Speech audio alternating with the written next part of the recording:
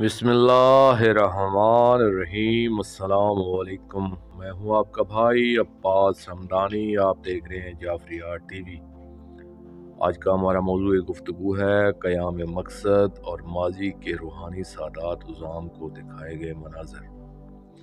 है नासरान वली अल असर अजरल्लाहु फ़र्ज शरीफ, माजी के जो सादात उज़ाम अपने सिलसिला रूहानियत से मुंसलिक होते थे, इन पर अपनी ज़िंदगी में किसी वक्त इक्तशाफ़ हक़ाइक़ हुआ करता था।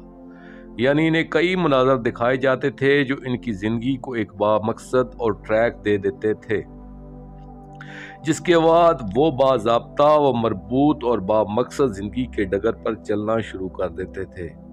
अक्सर औकात वो चार मनाज़र होते थे जो इन्हें दिखाए जाते थे।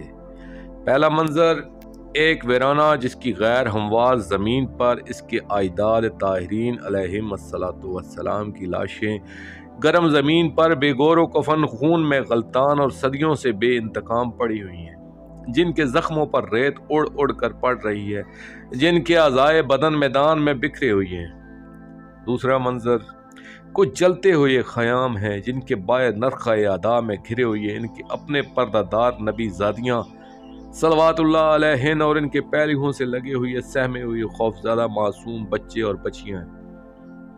और कुछ ज़बहशुदा बच्चों की लाशें जलते ख़याम के सामने पड़ी हैं, नरख़ दुश्मना में घिरे हुए मस्तूरात सलवातुल्लाह अलैहिन जो इसकी अपनी दादियाँ हैं, कि जो ना तो इन मजलूमों की लाशें दफन कर सकती हैं और ना वापस वतन जा सकती हैं, ना फरियाद कर सकती हैं, ना रो सकती हैं।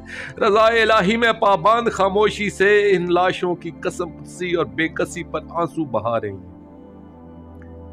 तीसरा मंजर, फिर दिखाया जाता था कि दश्ते करबला में इन बिखरी हुई लाशों, इन जलते हुए ख़याम, इन नरख़ाए अशकिया में मैसूर नबीज़ादियों सलवातुल्लाह अलैहिन का एक मजलूम वह मजबूर वाला चार वारस भी है, जो अम्र इलाही और रज़ा इलाही में पाबंद है, वो भी कुछ नहीं कर सकता। बीमार है जिसका सारा जोर इसके अपने जिगर पर चलता है, वो अपने जिगर को गैरत की ज़रबों से जख्माने के सिवा करे भी तो क्या, और खून के आंसू बहाने के अलावा इसके पास रास्ता ही कौन सा बचा है।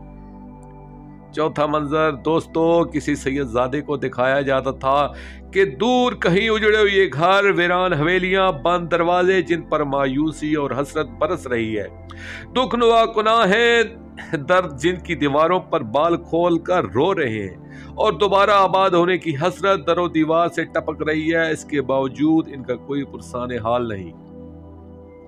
और फिर इस मंजर का एक हिस्सा ये है कि सैयदजादे की पाक दादियों सलवातुल्लाह अलैहिन की बिखरी हुई फरियाद कुना मिजारें, इंतकाम को तरसती हुई तुरबतें, ज़ायरीन के सामने नुसरत के इस्तग़ासे करती हुई कब्रें, हर मिजाज जो किसी भी शहीद की है एक फरियाद मुजस्सम, हर तुरबत एक मायूस फरियादी की तरह आने जाने वालों से अपने दुखों की कहानी बयान करके अदल व इंसाफ की ख्वास्तगार नजर आती है। दूसरी तरफ लोगों का हजूम इनकी फरियाद सुनने के बजाय इन्हें अपने मसाइल सुनाने में मसरूफ नजर आता है। ये मनाजर सदियों पर मुहित नजर आते हैं। इनका सिलसिला सरवर कौनैन सल्लल्लाहु अलैहि वसल्लम के विसाल के बाद शुरू हुआ और एक करबला की बुनियाद रखी गई और करबला का एक छोटा सा ट्रेलर चलाया गया, और इसके बाद इसका लार्ज स्केल पर खुलेआम मुजाहरा करबला में हुआ और फिर पोशीदा तौर पर हर दौर में जारी रहा। दोस्तों, आखिर में मैं शुक्रिया अदा करूँगा अपने मुर्शिद करीम सैयद मोहम्मद जाफ़र ज़मान नकवी अल बुखारी सरकार दाम ज़िल्लहु ताला का। ये मज़मून मैंने उनकी किताब इंतसार वलायत असर से पेश किया है।